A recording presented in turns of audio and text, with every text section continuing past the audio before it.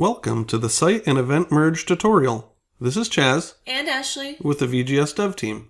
This tutorial will cover how to merge sites and events that were created separately. If sites and events are created separately on each device, they will need to be merged after syncing. Before merging sites or events, make a backup of the database.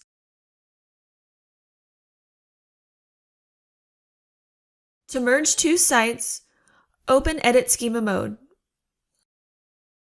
Highlight one site, right-click, then select Cut.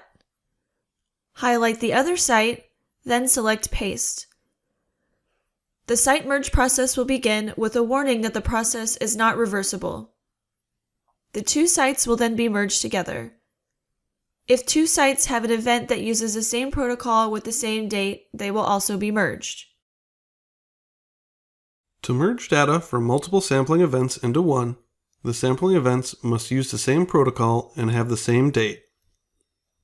From within the Log tab, select one of the events, drag, then drop into the other event. Follow the prompts until the merge is complete.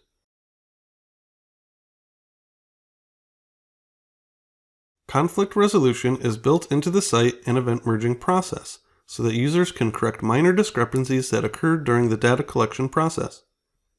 An example is when the event you are merging has data in the same transect and sample.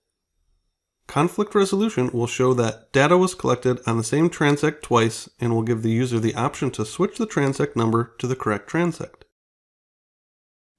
Make a new backup of the database once edits are complete, then sync the corrected data. If an error arises during the merging process, contact the VGS Dev team for guidance on how to resolve the issue. Thank you for watching this tutorial. For user support, please contact the VGS Dev team at vgs.arizona.edu.